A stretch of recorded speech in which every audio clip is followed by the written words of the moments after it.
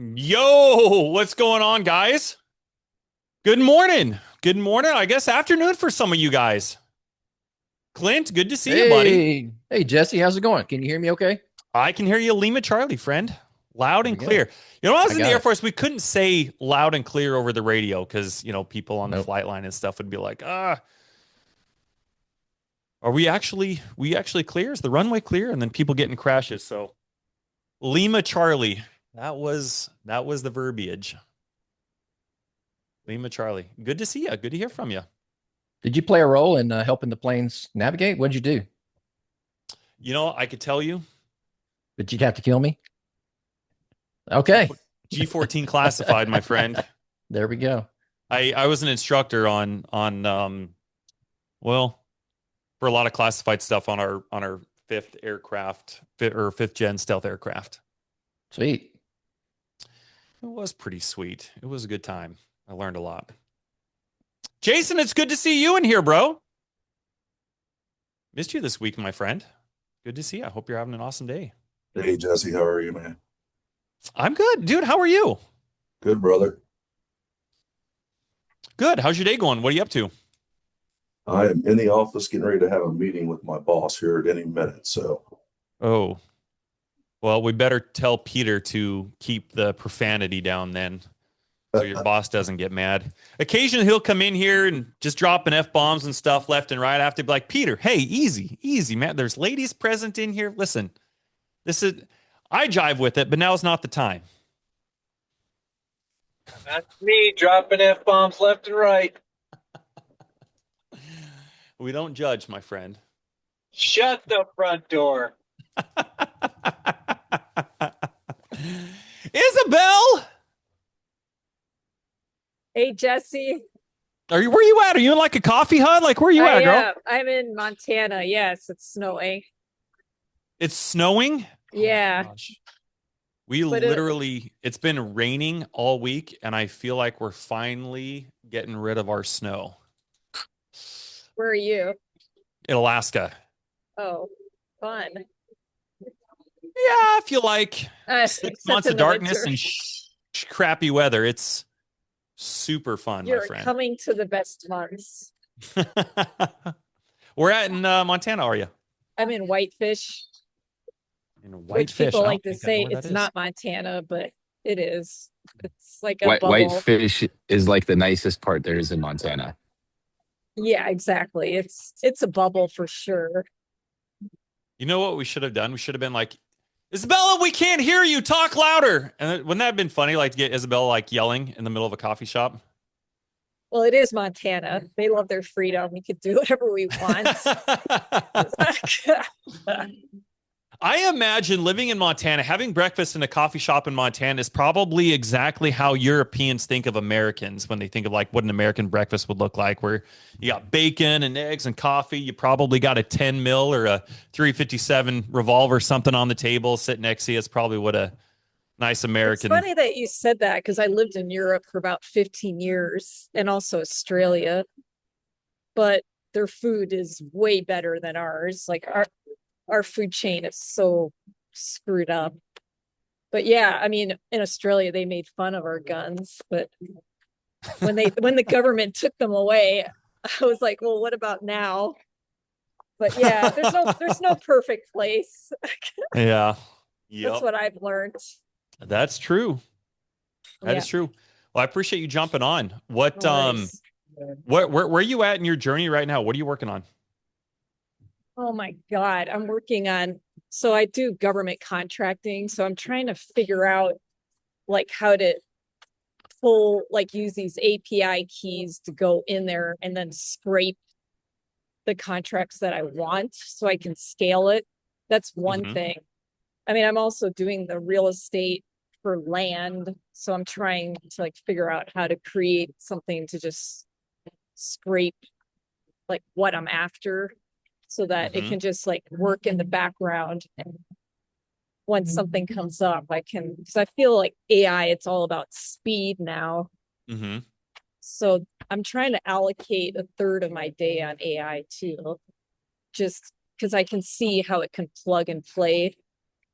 I mean, I'm almost thinking like maybe even 50% because as it's like the infancy stage. So I want to be able to figure out how to capitalize on it. I mean, it's just Sure. crazy. Like even to create an app, like I did an app like 15 years ago, but now it's like, oh my gosh, if you could just, it's the creation phase, which I like about this space. Yeah. Yeah, a little bit different than it was 15 years ago. Oh God, yeah. Smidge. That took Um, forever to make that app, but yeah. I'm having so many thoughts go off in my head right now. Let me ask you, how much time would you say you are putting into your business when it comes to finding either properties, land, talking with sellers, agents, underwriting, all the things, and then the amount of time you're able to allocate towards also learning with AI and building with AI? Like, do you feel like it's equally balanced, or do you feel like it's not? It's like, man, I've got so much on my plate with these deals, but then I also know that I've got to be doing stuff with AI, and I feel like I'm juggling a lot, but I don't have all the time in the world. Well, I feel like exactly that. That's why I feel like from now until the end of the year, I almost just want to focus on AI because once I can, I know it's changing so quickly, but I also am Mm-hmm. aware of the infancy stage. And I figured if I could just put the effort now, Mm-hmm. then I could plug and play with the stuff I want to do. So then it's like you can scale because that's what you always want to do in a business, right? Absolutely. Yeah. Because I still have a business in Canada, which is like the same kind of thing. Like, how the hell can I scale it? Sure. But that one's a little bit trickier because it's a produce distribution company. So even with AI, like I'm just trying to figure out. I mean, I think I know how to get people to come to me rather than me going to them. What do you mean? You like sellers Well, and agents or something, well, or? like right now, I work with a bunch of farmers in British Columbia, so I distribute produce to all the grocery stores in Vancouver. Mm-hmm. But the problem with that is like it's really weird in Canada. So like all the grocery stores are being bought out by one company. So they're pushing margins, and then plus the fuel costs there are insane. So I figured this season I'm going to try to get the people to come to me, like a mobile kind of distribution. Interesting. But it's not, I don't know if I can really use AI. Like I know I could do ads geographically, but maybe Mm-hmm. something will come up because I want to get out of that business. I want to sell it before Canada goes completely bankrupt. Like, You're kind of giving me some ideas right now. I'm kind of connecting some dots in real time. Do you mind if I share a couple things with you? oh, sure, I'd love that. So we had a meetup this week on Tuesday, and they asked me to talk about AI. And so I put a big presentation on around AI, and then I asked them, "Hey, what are some things?" I passed around a sheet and said, "Hey, what are some things that you would find helpful if you were to have AI come in and solve those problems?" So I passed around a sheet that said, "Hey, it listed what they needed solved in their business with AI, and then their contact information." And I looked at that list and I'm like, "Oh my gosh, like this is all stuff that we could really help with." I had somebody reach out to me last night. I don't think she's on here. No, I don't see her. She's not on here right now, but she reached out to me last night, and we're kind of going back and forth. And she says she owns and operates 7 small, medium mobile home parks. They closed on a 16 unit, a 22 unit. Um, they're doing a lot. And so I started talking with her a little bit about where she's trying to be by the end of the year. What are some of those things that she thinks can be streamlined with AI? And she gave me a really great list. I'll read just some of those things off for you guys. But she said AI could reach out to tenants that file work orders to troubleshoot before we set a contractor out. Reminders for rent due. The first comes up. We want kind of language that ramps up for tenants that tend to live in their 5-day grace period. We operate very lean and we are filing evictions on the 6th for non-payment when they do it twice and they're trying to ghost. Everyone gets a grace, yada, yada, yada, yada. Let's see what else here. AI could set up inspections for us. It could track who has their lease required insurance in place, who doesn't. Mobile homes are built with cellulose, and this is an attractant for roaches. AI could track pest control scheduling and keep them on track. Anyway, she said Rhino is one of our largest expenses. AI could track settlement statements with tenants when tenants move out. Anyway, so she's giving me like this big long list of things that she's like, hey, I think AI could come in and solve all of these problems for me. And so this just happened last night. And then, like I told you, I got all that information from the meetup that we had a little earlier.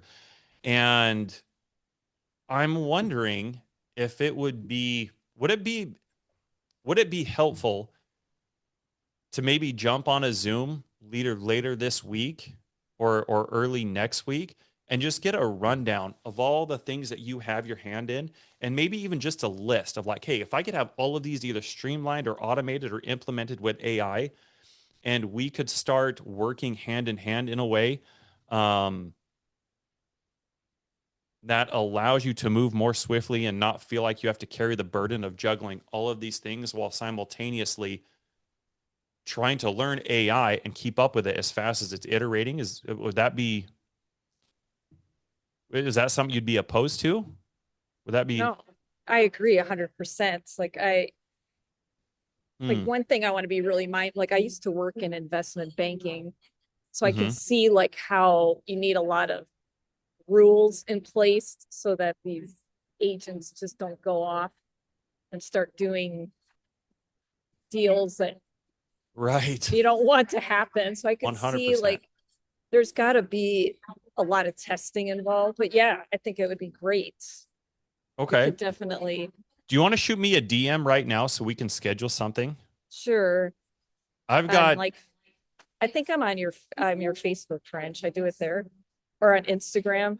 Either way, just do it. Just shoot me a DM. Like, don't post Right it on here. my profile or something, but just shoot me a DM. Yeah, for sure. On which one? Or you know what? I'll on just a Facebook Messenger if you want to do it on Facebook Messenger. Sure. Do that now. That would be super helpful. I've got an entire community of people who are just dedicated. Their full attention is just AI, and we're getting a little bit more involved. And you guys will see throughout the rest of this year how this thing's going to transform. It's going to become so massive. There's been a lot of really great and wonderful business developments that have been happening, and I don't want to be able to take some of the things that we've learned, like you mentioned, like with autonomous agents, it's really easy for agents to go out and just do stuff now that you don't want them to go do. And so just as an example, one of the things that we've learned over about an 8-week period, Amber and I have invested about 700 hours total between the two of us into building an autonomous agent, having it go rogue, do it wrong, rebuilding it, putting the guidelines and everything together. I mean, 700 hours. That's over 80 hours a week, guys. 80 hours a week with just focusing on just the AI agents. That's literally nothing else.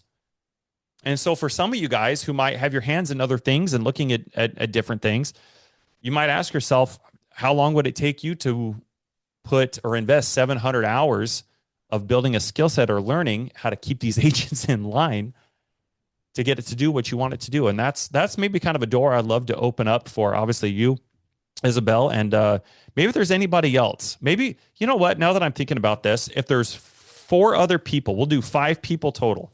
Actually, I take that back, 3, because I've 3 people.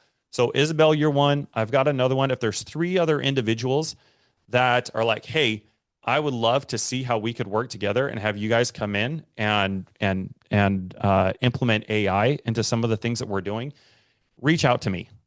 Would love to have that conversation and see what we can do So you don't have to feel like you're juggling your business. And now it's like, oh my gosh, when am I going to fit 700 hours of learning into Exactly. building these agents? Hmm. Yeah, let's have another conversation, Isabel. I'm excited Yeah, that about this. sounds This is really great. great. Yeah, I do too. It's always better to work or collaborate than try to figure out all this stuff on your own. Oh, 100%. Yeah. 100%. It's good to see you guys in here. Alex Rooker, it's good to see you, my friend. It's been a hot minute. Thanks for jumping in. How are you? I'm doing as well as can be expected from our last conversation, you and I, but I'm rolling along. Okay. Well, how's the weather down in California? It's very nice. It's actually in the 70s, and it'll get it probably in the 80s by the weekend, low 80s, but it's Oh, been really nice. well, wonderful. Rub it in. It looked like what are you guys? Are you doing something with the governor or something like that right now, Yeah, or I'm the working mayor, or? for, well, I'm involved in politics. So I'm working on a project for our state treasurer, Fiona Ma, who's running for lieutenant governor. I'm also involved in the governor's race too, which is kind of dicey over here in California with all this money and different things going on. But the lieutenant governor, I'm working really hard on that one for Fiona Ma. She'll probably get in there as lieutenant governor. But towards the end, desperate people do desperate things, and so there's all kinds of mudslinging and all kinds of stuff that just stick to the Just issues comes kind of with thing. politics. Yeah. Yes, it does. And I'm helping another guy that's running for assembly. So I'm pretty involved in a lot of things going on here in California. It's pretty exciting. Awesome. I love that. I love that. What are you hoping to take away? Are you using AI at all, or what? Yes. Oh, you are. Yes. Okay. Tell me I more. do. I do use Gemini and I do use Claude. Um, I use Claude for a lot of things that I have to do day in and day out in the political world. But I Hmm. do want to learn like how to get an administrative assistant. Some of these wonderful things that you talk about that they do overnight for you. Because I am working from the morning till pretty late till about 10 o'clock at night every Mm, day. But I yeah, love what I'm doing, so I'm okay. But I do get tired. So I'm very interested in the stuff, and I do believe if we're not in it, we're going to be, we're going to be way behind. We got to get in the middle of all this stuff. Um, it's being used everywhere, and they're going to leave me behind and other people.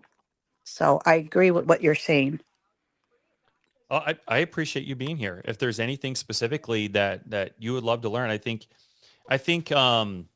I guess that's maybe a good place to start. I appreciate you. Thank you, Alex. Thank you for sharing a little bit about what you're trying to do and where you're at. I think having like an AI assistant, I think that's really a great place for a lot of people to start. What I have And seen and I just want to is, mention real quick, Jesse, is yeah. that I get a lot of things during the day on just the regular things I do, but people say, "Hey, I need assistance on this legislative bill. It's like in this committee. Can you help kill it? Or can you, because of these are the reasons why, or can Hmm. you help it?" And those things come at me a lot. And so I have different balls I'm juggling. So that's what I mean. Something to keep me uh, focused and organized. For sure. Have you used Claude at all? Yeah, I've used Claude, but maybe I'm not using it in the way I should. I use it for um, writing things, help with proposals, things like that. Ask questions, like somebody want to know how much I would charge to work on a Hmm. nonprofit, very minimal work. So I wanted to, and boy, did I get a good answer from them. Wow, explained explained everything like you would have to take a class in school about what the duties are, and if it's this, and if it's a nonprofit they pay less, but if they're only going to be doing this, gave me a great amount to charge on that, which was very reasonable, and that's what I was hoping for, and Hmm. that's what they gave me. Well, beautiful. Well, congratulations. That's awesome. So you're already monetizing your AI tools. You're already Yes. using it. Yes. Beautiful. Well, today is going to be great. I think we're going to go right along those lines. You actually perfectly segue to this conversation to exactly what I wanted to share with you guys today. So, Alex, I don't know if you're in a place where you can like take some notes. It sounds like you might be at work simultaneously. I work from home, so I'm Oh, taking notes. well, peach key and jelly bean. Perfect. Sounds good. Well, appreciate you, friend. Thank you. Oh, thank you. You're most welcome. Here's what I want to do, guys. I want you guys to all turn your cameras off for me real quick. You know, I'll do the same. Let's turn our cameras off. Put your guys' self on mute for a second. I know I usually don't ask you guys to do this, so it always makes people feel a little less weird. So I'm going to have you guys turn your cameras off for a second. And I want to take you guys through, I don't know if you'd necessarily call it a meditation, but let's kind of prep as if we were going to do a meditation really quick, okay? That's why I had you guys turn your cameras off. A lot of people feel really weird about them like closing their eyes and they're sitting there and they're huffing and puffing and doing all the things. And people are like, hey, do I look weird when I do this? Let's just turn the cameras off for a second so you can just be present and be in the moment and not have to worry about things. So I want to take you through something. It's not necessarily a meditation, but I think it's a really, really great segue to what I want to share with you guys today, and actually some of the things that Miss Rooker pointed out as well. So go ahead, get into a comfortable position, sit down. I want you to close your eyes for a second and just take a deep breath in. Now exhale and let it out slowly. Okay, I want you to do one more. Inhale. And let it go slowly. Good. Now just let your body settle where you are right now. And I want you to feel that chair beneath you. I want you to ground your feet and just breathe. I'm going to ask you guys a series of questions really quick, and I want you to think. You know that feeling of sitting in a waiting room for what feels like forever? I want you to think about you being in that waiting room. And you came in because you woke up this morning and something just wasn't right. Maybe it was your stomach. Maybe it was a dull ache that you couldn't quite place or describe. You didn't know if you caught a bug or maybe something at the gym or something your kids brought home. Or maybe even in the back of your mind, you're wondering if it's something even worse than that. You don't know. And that's the thing. You genuinely don't know. It's kind of an interesting feeling. And it's nothing that you can point to and say that is exactly what's wrong with me. So something is just off. And so today you walked in to the doctor's office to finally do something about it. And here you are sitting in a plastic chair. And you guys know, you guys have been in these plastic chairs. They're not designed to be comfortable in any way, shape, or form. You notice these fluorescent lights hum just enough to get on your nerves. I want you to take a deep breath in through your nose. And as you do, I want you to notice that smell. That antiseptic smell that every single hospital you've been in and clinic has. The one that's supposed to make you feel like things are clean and under control. But it's funny because somehow it just makes you feel more aware of where you are. It's definitely not home. And you're sitting here waiting. You're waiting longer than expected. You've been here for 10 minutes, 20 minutes, and 30 minutes, and 40 minutes. And then a door opens and the doctor walks in. And you guys know what that feeling is, that almost quiet and involuntary exhale when the person you've been waiting for finally shows up. That's what happens here. And you feel a little comfort come over you, and it just settles. Because this person, the doctor right here, knows what they are doing. You can feel it in a way that they carry themselves. They are calm. They are collected. They are assured. They are unhurried. Like they've done this 10,000 times, and they'll do it another 10,000 times. As he comes into that room, he sits across from you and looks at you for just a moment. And then he asks you, where does it hurt? And you reply to him, my stomach, I think. He nods and writes something down. He stands up and says, okay, let's take a look. You follow him down the hallway. And you guys know what hospital always feel like, that everything is just, the floors are too white. Your footsteps are always too loud. Everything around you moving with just this, I don't know, this quiet urgency. And it just makes things kind of feel slightly out of place. And he pushes open this door, and you walk into the room and you notice the temperature. It's a little cooler. There's a table in the center. It's a narrow table. And then that paper covering that crinkles every time you move on that bench. And right there on the tray beside you, you notice that there are instruments. And they're just neat, they're precise, they're arranged in a row. And he pulls on a pair of gloves, and you hear him snap at the wrist, and he reaches for the scalpel. Stay right here. Okay, he's not waiting for more information. The doctor's not asking you any other questions. He has everything that he needs, and he's about to go to work on you. Now, I want you guys to think about something. Think about everything that this doctor does not know. He doesn't know that the pain isn't actually coming from your stomach, even though it feels like it is. It's not. It's radiating from somewhere else entirely different. Somewhere that would have changed every single decision that that doctor is about to make if he had known.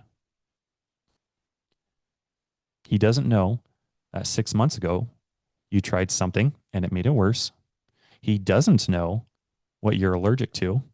He doesn't know what you're most afraid of finding. He doesn't know what getting better actually looks like for you, what your life looks like and feels like when it's resolved, because you never told him. All he has are the 2 words that you gave him when he asked you what hurt, and you responded, my stomach. And he's about to make a series of decisions, ladies and gentlemen, that cannot be undone based on the 2 words that you gave him, my stomach.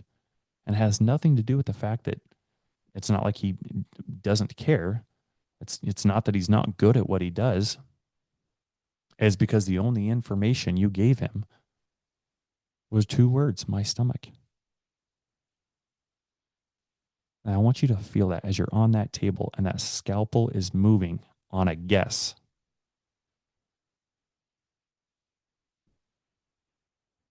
Take a breath. Now let's let the room change a little bit. Okay, the same waiting room, the same chair, the same light, same smell, same doctor, but this time you did something different before you even walked in the door. Okay, you guys know what it's like to have a meeting. When you have a meeting, probably I'd assume most of you guys, if not all you guys, prepare appropriately. You do work beforehand. And because of all that work beforehand, everything about that entire meeting just feels different. You literally feel the difference of what it's like to be prepared versus unprepared. And that's exactly what I'm talking about.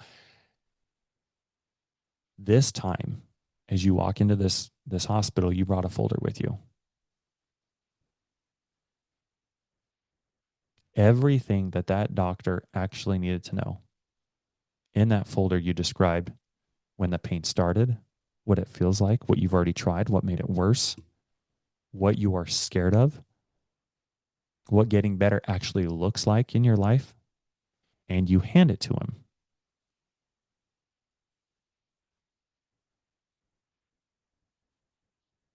And you see on his face how much of a difference there is between now versus when he just went right to work with a scalpel. The dialogue with the doctor is different. That conversation flows. I'm sure you guys have had conversations before when it feels like kind of an exchange versus something that is building or gaining momentum. Every back and forth leads somewhere instead of just landing or just sitting stagnant. And then there's this awkward silence. And that's what this is. And that's what being prepared has done for this experience. And you're walking back out into that hallway now. The same hallway you walked down before, but it just feels different. Your footstep sound a little bit different. Maybe even the white floors don't feel so stark. And as you exit, you push through that door, you're outside, and you have that feeling because you know it. When something that has been sitting on your chest for a long time just isn't there anymore. You get in your car and you sit there for a second. You just wanted to sit in this moment for a little longer. You felt relieved.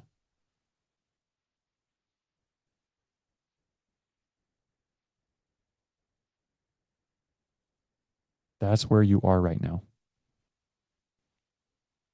There's nothing necessarily miraculous that changed in that room the second time versus the first time. The only difference was you gave the doctor more information than you did in the first one. When you gave him the information in that first scenario, all you said was, my stomach hurt. The doctor didn't ask any more questions. He grabbed a scalpel and went right to work. The second time, there was all of this more context. There was all of this information, these folders that you were able to give the doctor. He was able to have a back and forth dialogue with you to try to figure out, what are you feeling? What are you experiencing? Why are you doing this? What does it feel like when we do this? What about when I push here? Does it really hurt here, or is it radiating from somewhere else? The irony in this whole thing, guys, you guys can turn your cameras on now. Open your eyes, turn your cameras on.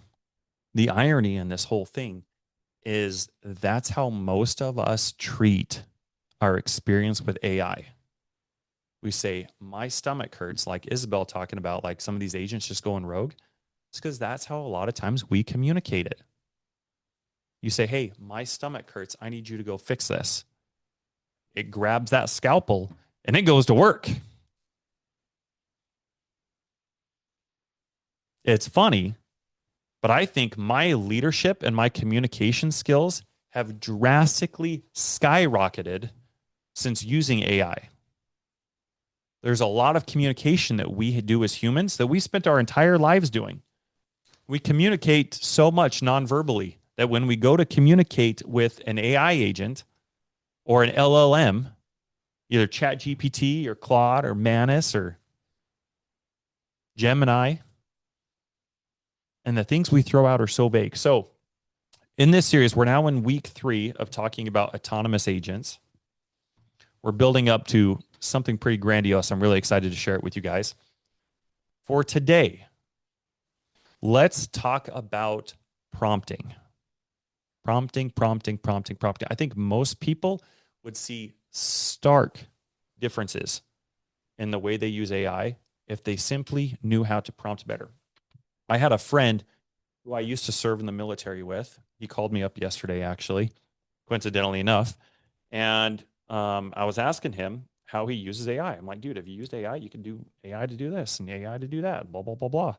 And he said, you know, he's like, AI doesn't work very well. He said, when I tell it to do this, it doesn't give me exactly what I need. And you guys know how people are. You guys ever talk to people where you don't even have to go down that rabbit hole just to know you're not going to change their mind. Like they just don't get it. You guys ever talk to people like that? You're just like, it's not even worth it at this point. I think I've shared this with you guys before. 86% of business owners are just dabbling in AI. A lot of them are just creating pictures and images and having fun. They're not actually doing anything with it. And so for us to get to a point to where agents can become autonomous, it starts with prompting. So I'm going to try to do something maybe a little bit unique today. So I want you guys to be able to be in a position where you can take some notes. If you guys have questions, ask questions. I'm going to give you guys a framework that I want you guys to think about. I'm going to try to switch between possibly my iPad and you know what? I'll probably pull up maybe Claude or something like that on my end as too. So you guys can see what I'm talking about. So right now we might do today and possibly next week.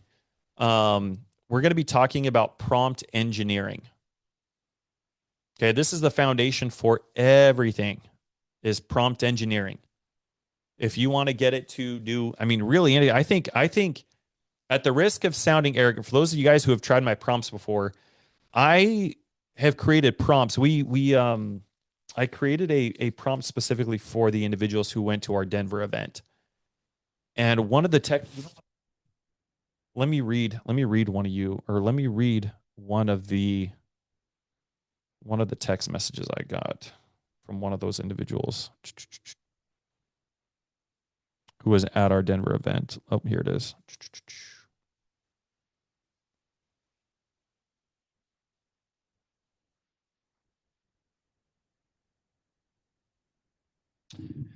Hey, Jesse, good afternoon.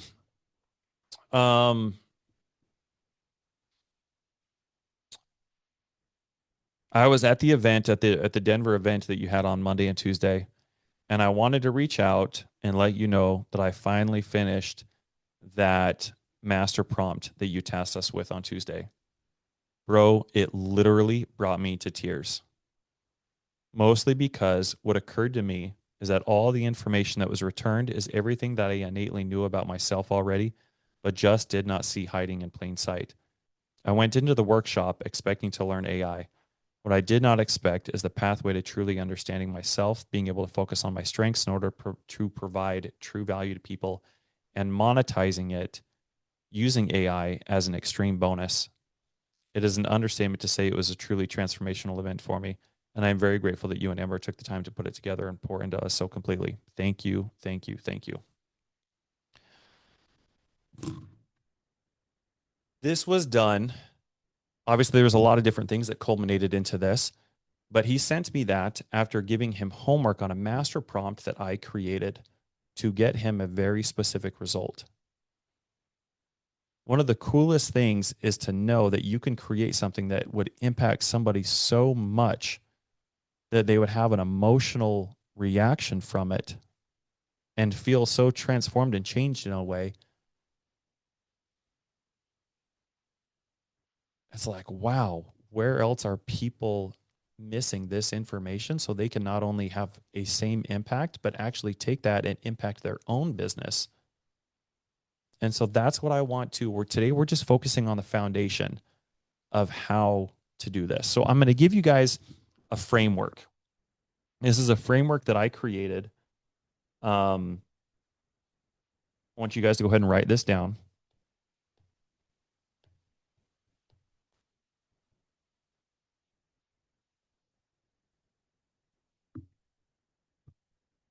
The Intel method.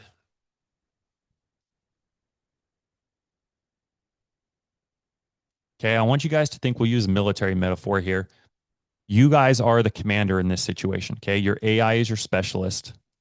And in the military, when you delegate information from the commander down to your subordinates, you usually do it in a brief. Sometimes it's a daily brief.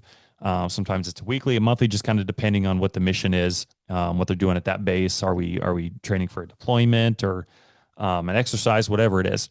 So the prompt is that brief. So you Write this down. You are the commander. Sometimes I'm a visual person, so having like a chain of command or just understanding how to organize this information is super helpful to me sometimes. Okay. You are the commander. Your AI is your specialist.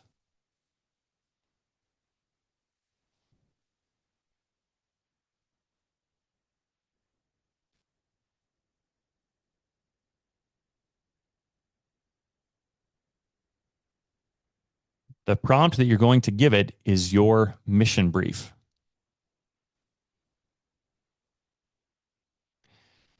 If these people fail, if the commander, if the people that you delegate information to, if the mission fails, it's obviously on the commander. So it's up to the commander to be able, whoa, shoot.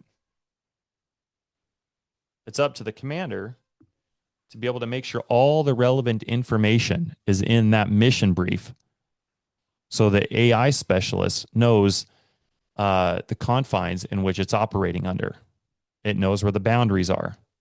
You're not just saying my stomach hurts and then having your AI specialist, metaphorically speaking, go to work with a scalpel. So there's going to be 5 elements, INTEL.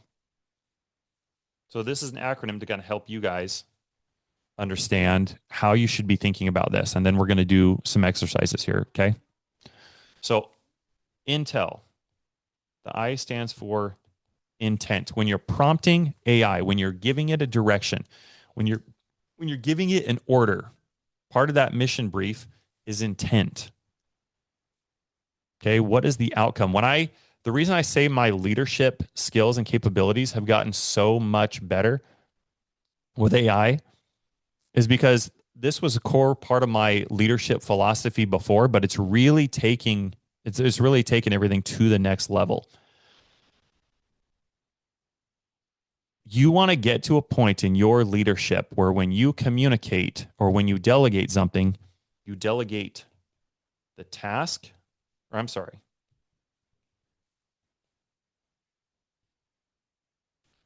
you delegate the result, not the task. Okay? When you delegate something, you delegate the result. You describe what is it you're after? What does something look like when it's done? Your job isn't to tell somebody how to do their job. If that's something that some of you guys are doing, then I would urge you to maybe kind of reconsider how you need to be thinking about talent acquisition. When you can get the right people in for the right job, your job is to delegate the result, not the task. So similar with AI. So what is the intent? What is the outcome that makes this mission a success? What does winning actually look like?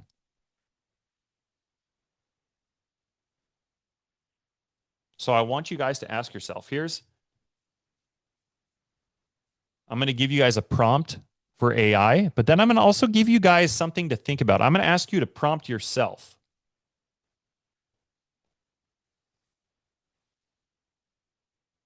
If there's one thing that I've learned just as an entrepreneur, as a business person, especially as somebody who has learned a lot with AI, it's not enough just to understand how AI works and how to prompt AI.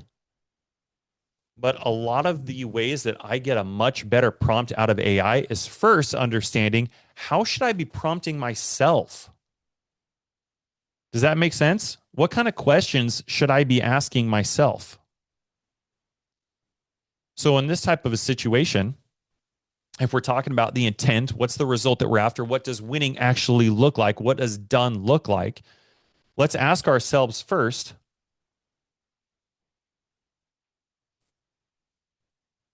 what result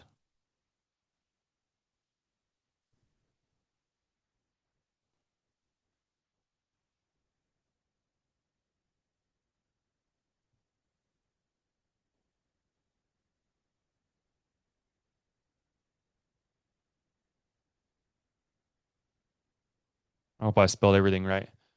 What result would make this output immediately usable? You know what? Let me pull up we'll build this in real time. Let me pull up my Claude real quick. And we will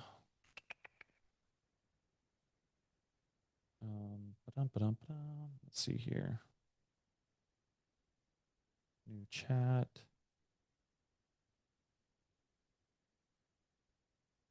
How do we do? There we go. I don't know if you guys knew this or not, but you can do an incognito mode in your guys's like ChatGPT does it, Claude does it. A couple of these LLMs do it, which is really, really useful because it's almost like being able to use a fresh chat with no context. So if I was to go in, like obviously my Claude knows all about me, right? But if I was to go in and start typing out some of these prompts right now inside of my Claude, it already knows all about me. And because it already knows all about me, the output that I'm going to get is going to be starkly different from you because it already has all of this context. So I'm going to pull up an incognito mode, which means that I'm going to be able to use kind of a fresh what's it called? Fresh window, so to speak, a fresh conversation that doesn't have any context so that we can do this together. Okay. If you guys want to do this along with me, go ahead and pull up your Claude.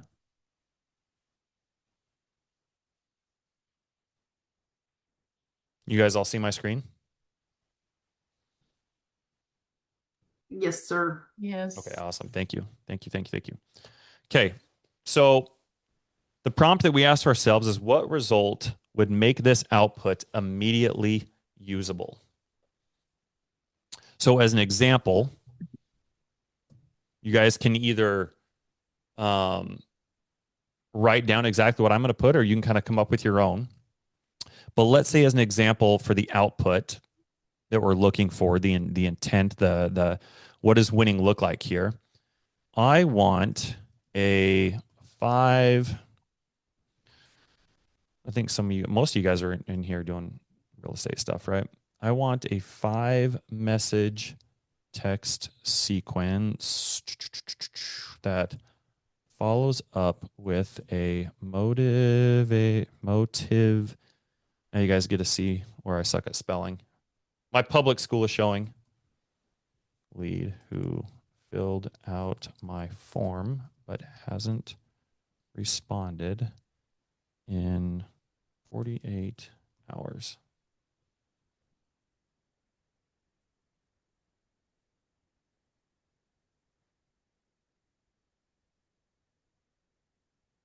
Okay, do you guys see how this is? We're already getting really, really, really specific here. Okay, now I'm going to switch back to my iPad. Let's take some more notes. Let's go to the next one. I told you this is going to kind of be a little interesting today, so bear with me.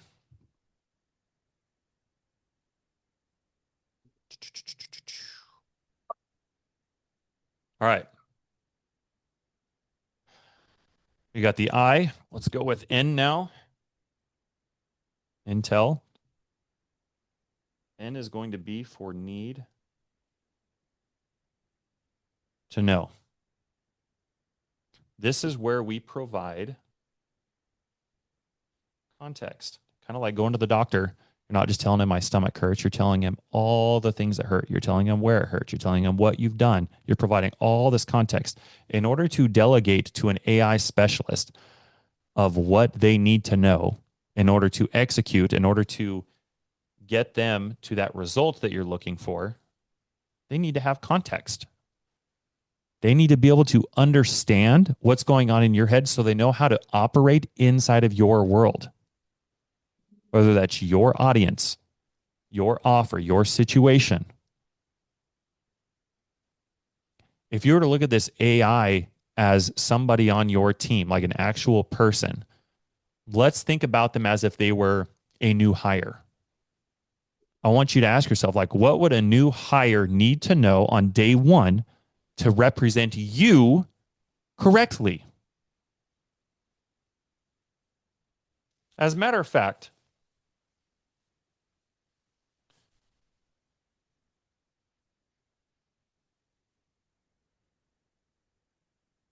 let's make that the question that we use to prompt ourselves.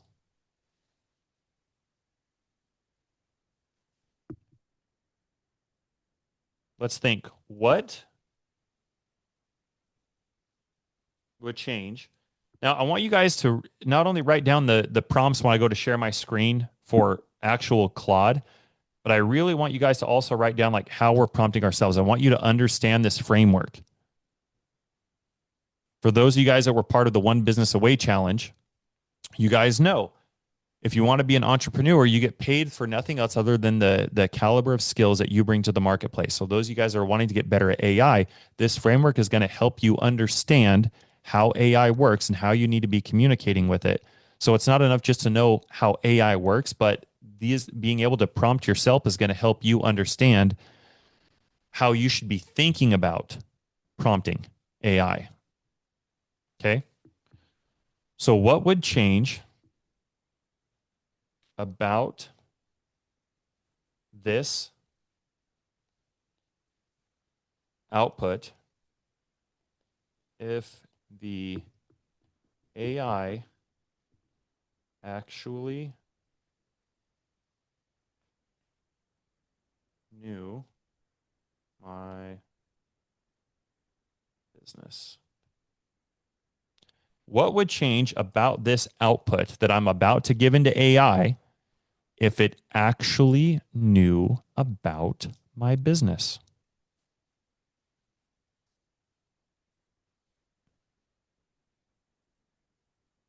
So let's go back to Claude. Stop sharing. I'm going to come back over here.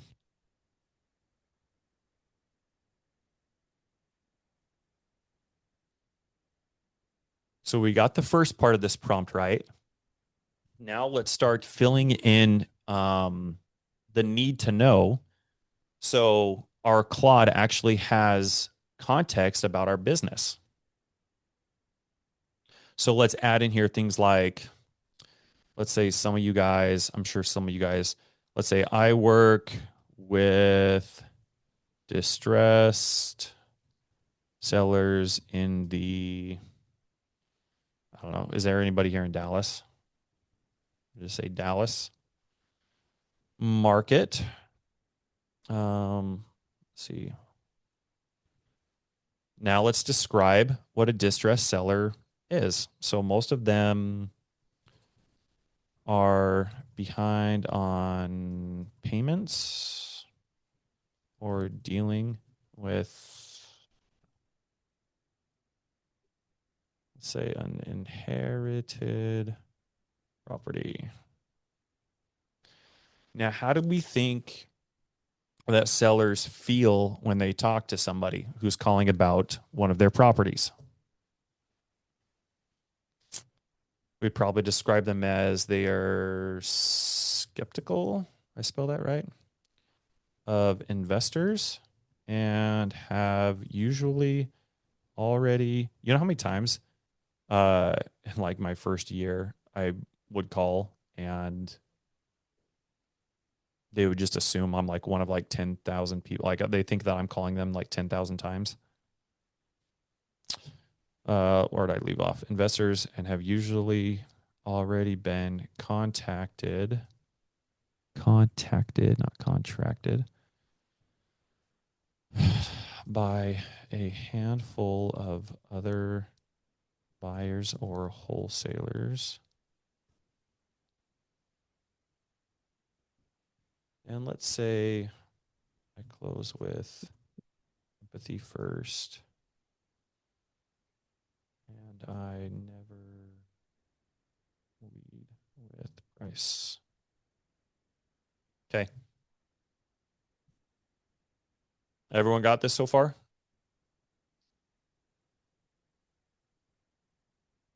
Okay, so far we've talked about the intent, what does success look like? What's the result that we're after? What does winning look like? And now we're starting to fill in the context. The prompt I asked you guys to give yourself was, what would change about this output if the AI actually knew my business?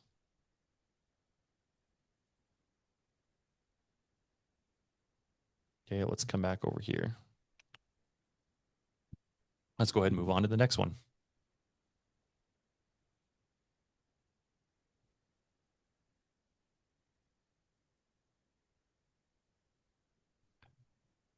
Okay, INT. We got 3 more.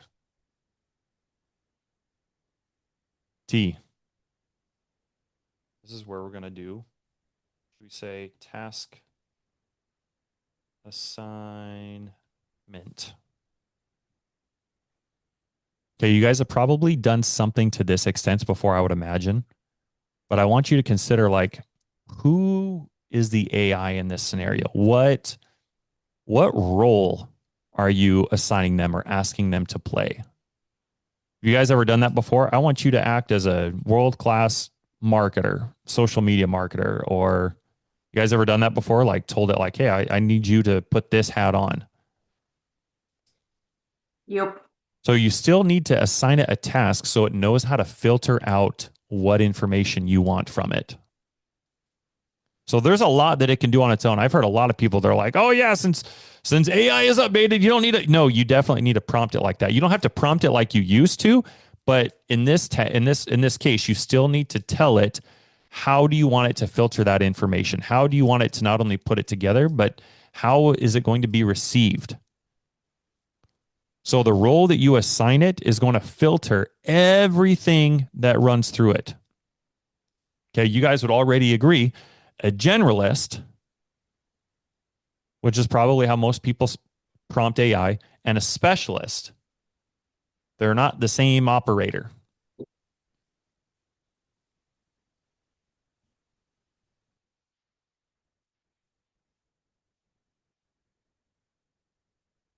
Okay, prompt yourself. Let's think about this from a different perspective for a second. Let's think about this from a leadership perspective. Okay, if this AI was somebody that you were looking to hire, let's ask yourselves,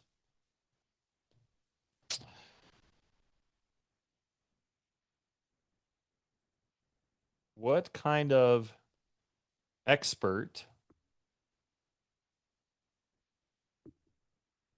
would I hire if I needed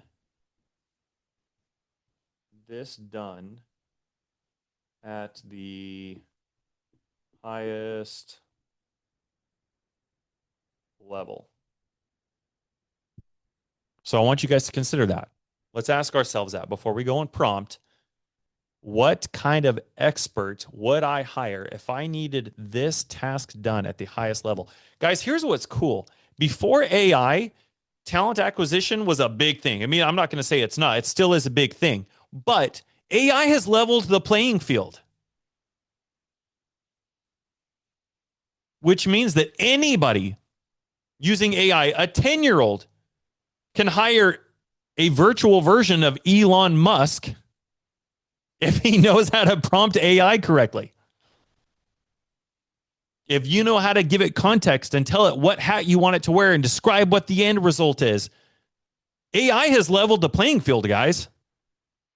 Even just these LLMs, forget about agentic AI for a second. Forget about OpenClaw and having it go and doing all these other things. Most people aren't even using regular LLMs like ChatGPT or Claude to the fullest extent. Its true capabilities versus what people are getting as an output, they're not even close.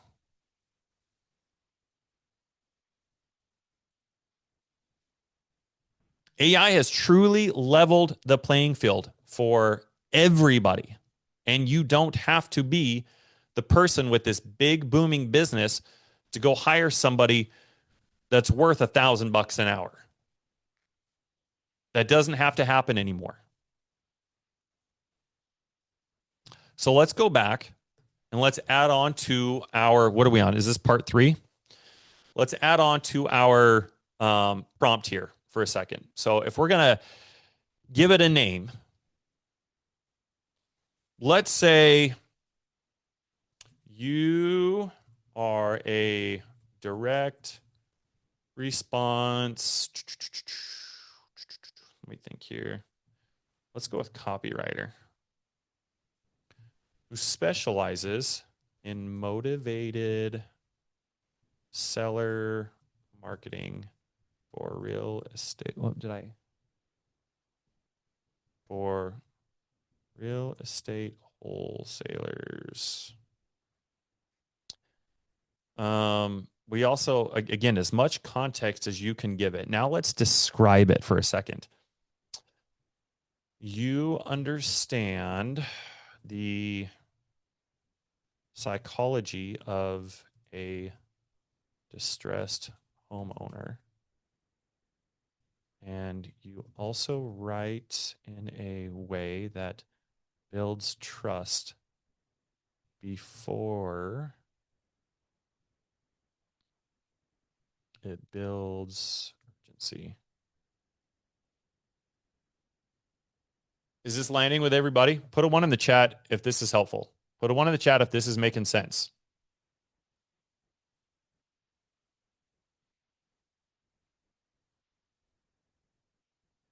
Who's still awake? Who's still snoozing from closing your eyes at the beginning? Awesome. Awesome, awesome, awesome. Perfect. Okay, making sure you guys are still awake. Okay, we've got 2 more. Let's go back. Let's take some notes.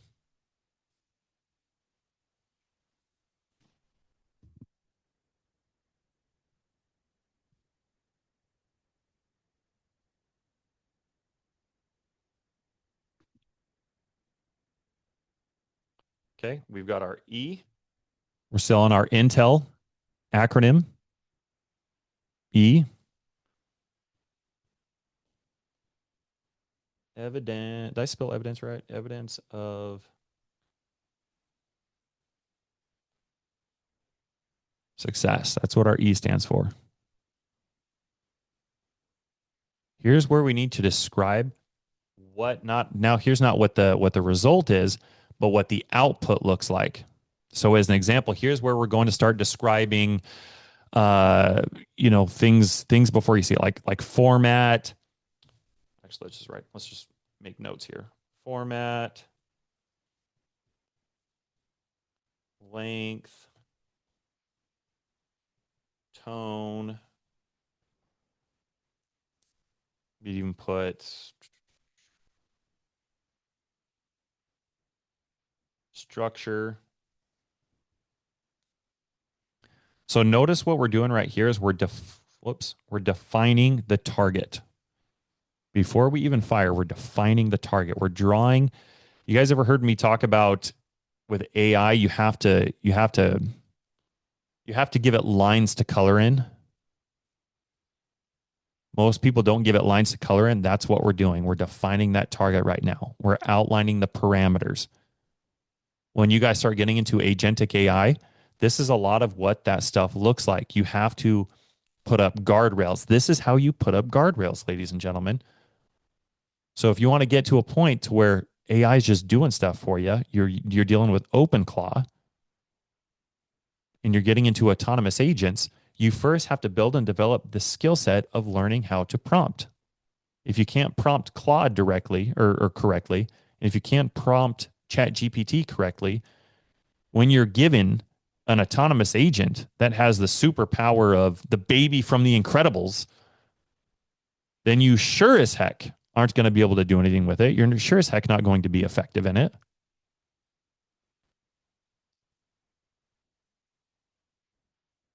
Let's ask yourselves on this one. I want you to prompt yourself and ask, let's think about this. If someone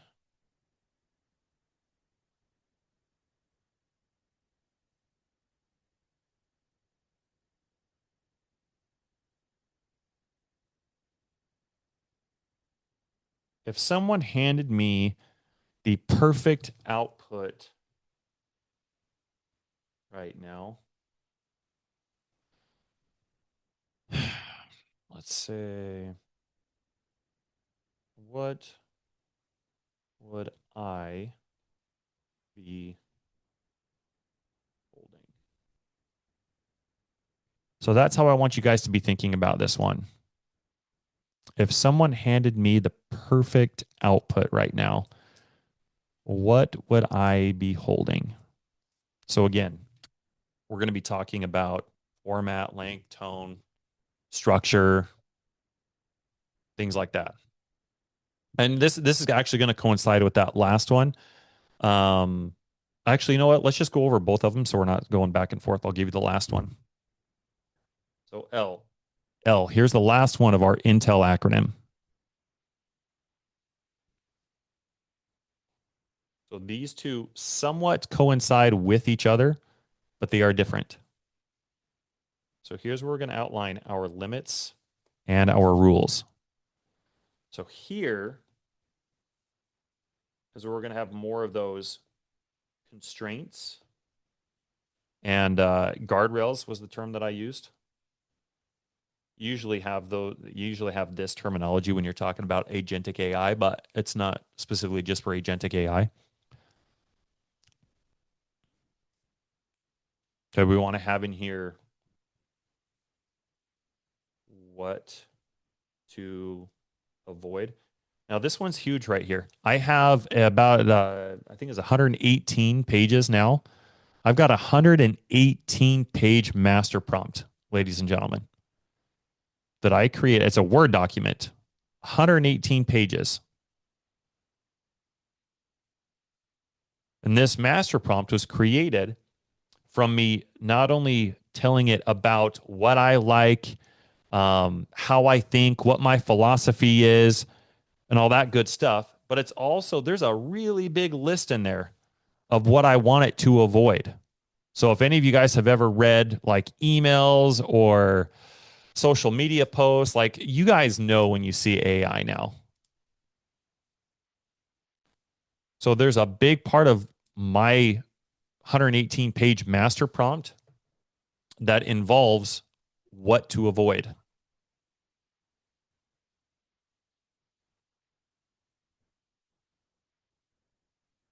So it doesn't sound AI. So it sounds like good copywriting.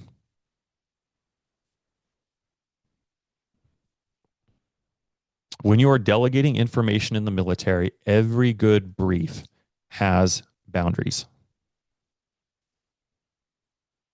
And with AI, this is that last part where you specifically define what you want, or prevent, I guess, rather, the output from doing, or what you don't want to happen before it happens.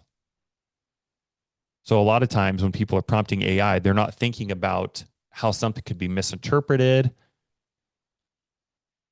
or all the other things that could go along with what I want it to do. I now need to consider the receiving end of this, because they're not picking up on, they're not another human. They're not operating with context of what it's like to be a human.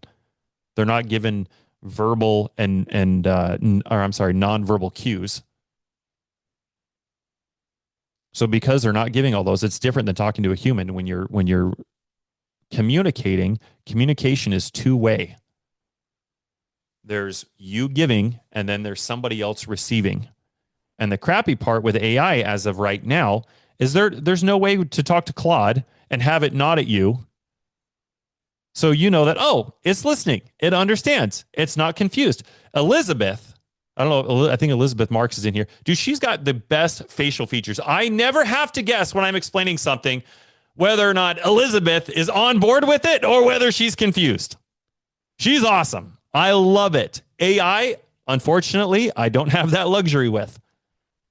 And so when I'm prompting, I have to consider what the receiving end of what I'm saying says, how it could be received. And then I have to define what those boundaries are so I can prevent things happening before it happens. So with this last one,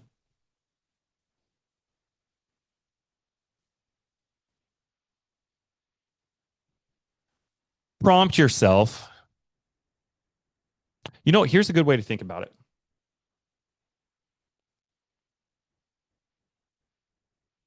What would make me immediately reject?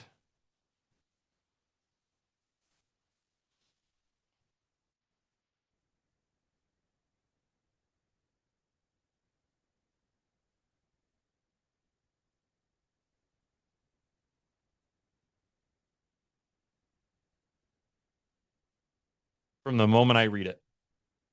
What would make me immediately reject this output from the moment that I read it?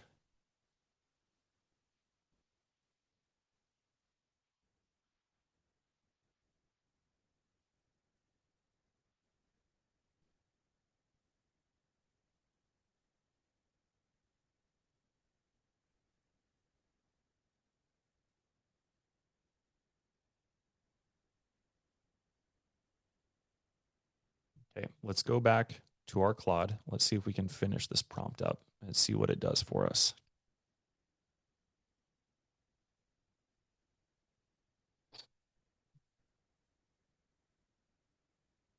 Okay, so let me pull up my iPad real quick on my end.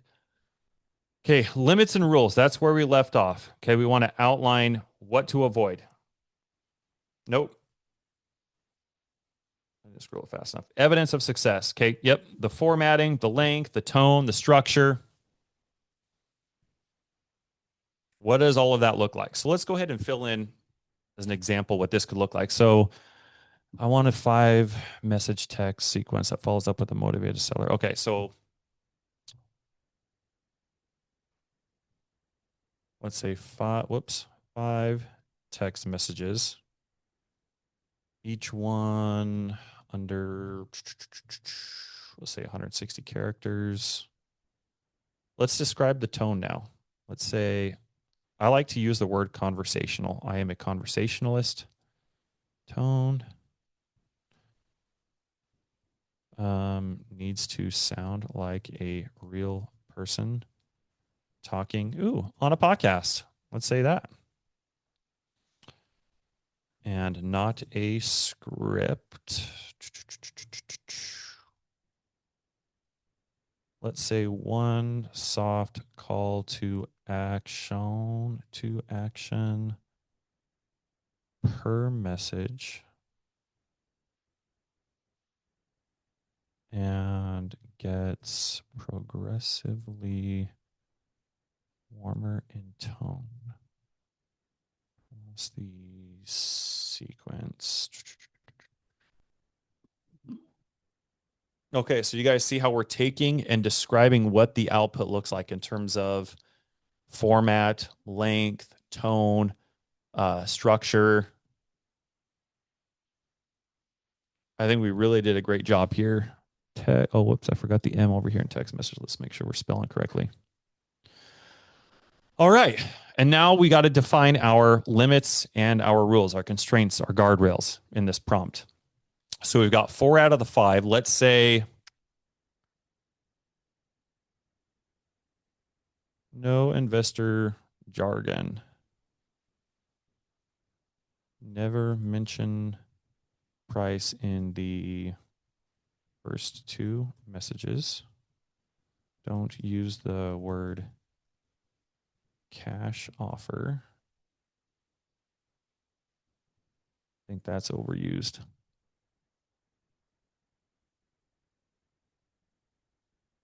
I think it's ANC, isn't it?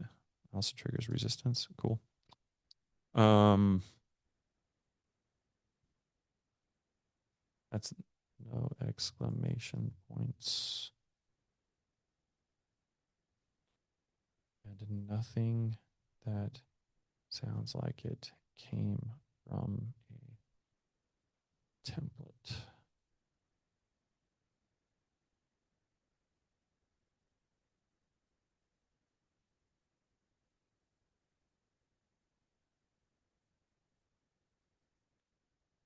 All right, guys.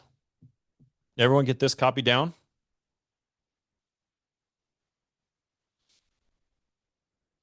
let's see what this does.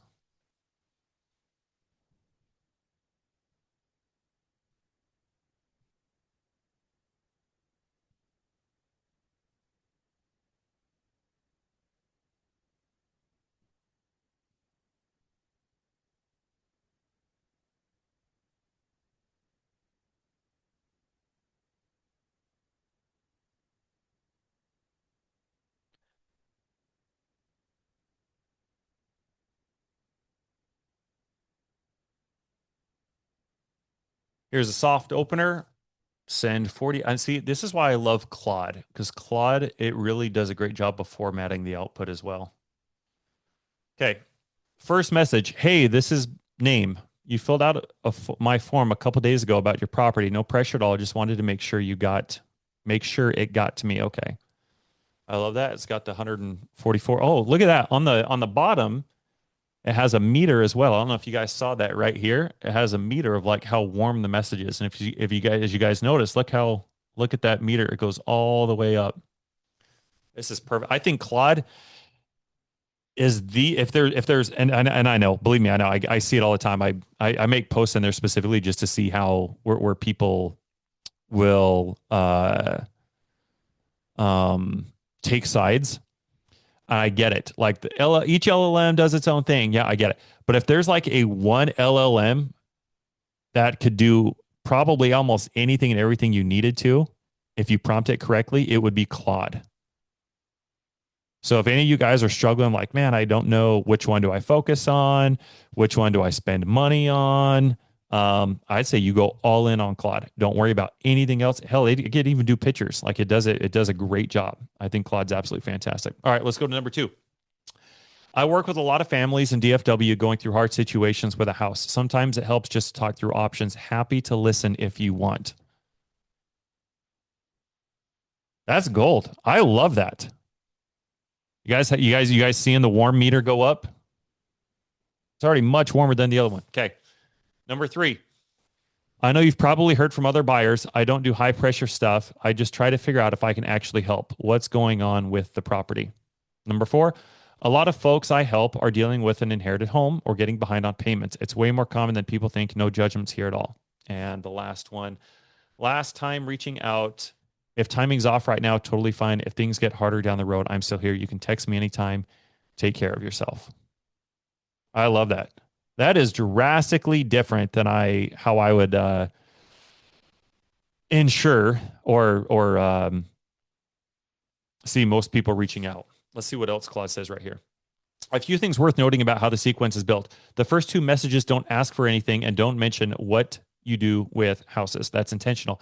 A distreller who's already been pitched by 5 other buyers isn't going to respond to another opener that sounds transactional. You're just confirming you're a real person who received their form.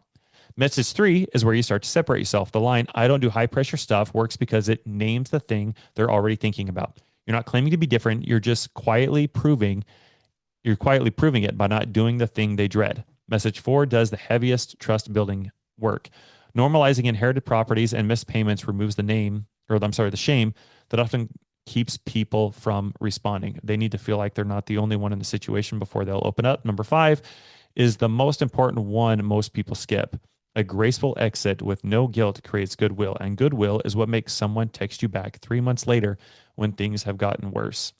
You can swap name and message for your actual name or a short first name only. Keep it casual. Now, I'm going to give you guys one other thing that I would usually do in here.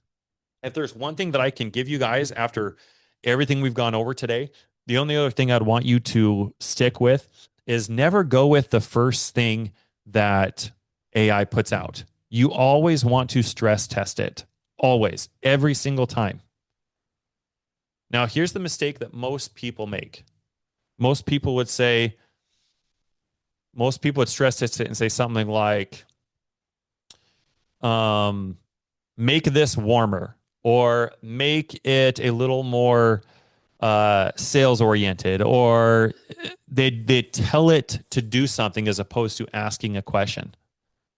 They say, hey, I need you to go do this, as opposed to asking a question. What I want you guys to do is to get into the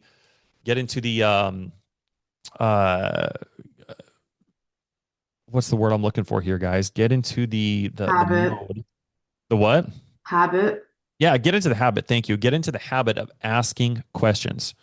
So I might say something like, if you were a world-class real estate wholesaler with an exceptional background in human PSY, psychology, and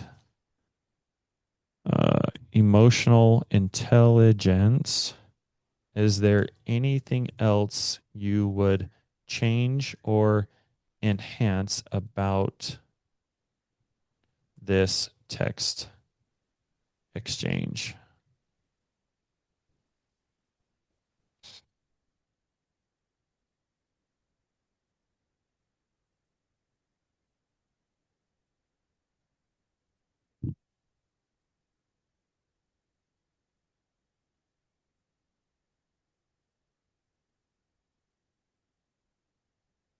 I was asking, do you want me to rebuild? Let's say yes. Now look how different this is going to be.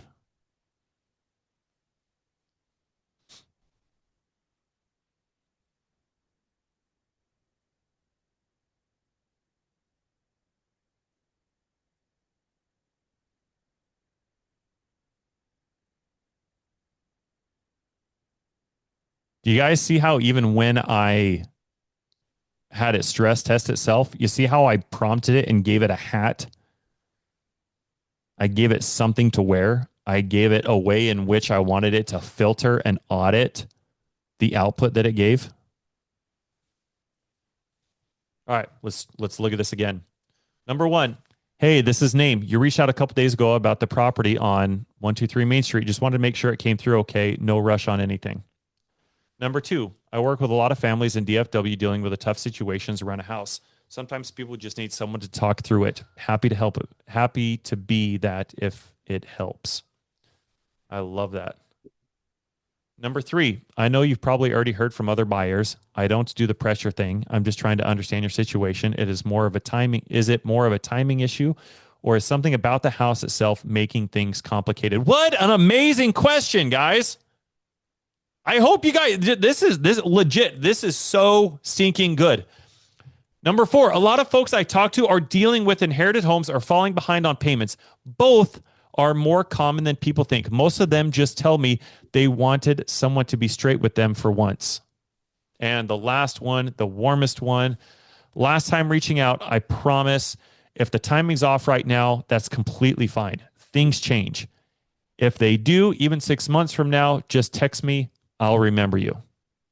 And then right here, Claude also adds, the biggest structural upgrade is message tree. The question, is it a timing thing or something about the house? That's doing a lot of the quiet work. Guys, if you guys are in sales, then you understand that that question truly is a world-class question. If you're looking for engagement, that is such a fantastic question to have. It gives a reluctant person too low shame entry points into a conversation they're probably dreading. You're not just asking them to explain their hardship. You're handing them a multiple choice and letting them pick the easier answer. The other shift worth noting is the arc across all 5 messages. Version 1 from from cold to warm. Version 2 moves from unknown to trusted, which is different and harder thing to engineer in 160 characters at a time. Each message is designed to leave them one layer less guarded than before. So by that time they do respond, they already feel like they know you a little. 1 second. All right. Put a 1 in the chat if this was helpful. Put a 1 in the chat if you learned something today. Guys, if you guys can master this, I promise you, with AI right now, this has completely leveled the playing field. You no longer have to worry about, I think somebody, I don't remember who it was. I think somebody was being a smart ass today on one of my posts. He said, am I supposed to go hire Elon Musk now? In a way, you could. Right, exactly. You can go hire Elon Musk. You just have to know how to prompt it correctly. Or how to communicate properly to Elon Musk. But to be able Absolutely. to speak on his level, So the thing that most people I think are missing when it comes to AI is they are coming at it from the perspective of, I just want to automate. I want to have AI come in and I want it to completely automate my entire business. The problem with most people's business is they're not even doing enough manually. There's not even enough need for them to automate yet. I had a friend, I reached out to a friend who I've known for probably 5 or 6 years. And we're talking. I asked him, I said, let me ask you, what's the biggest bottleneck in your business right now? And he said, well, I need to automate things. And I'm like, can I give you some feedback here for a second? He said, yeah. I said, you're not even doing enough. It's not like you have enough business right now where people are just banging down your door that your biggest bottleneck is now you can't keep up and you need to automate. You haven't even done enough of the manual work yet to get to a point where you even need anything automated.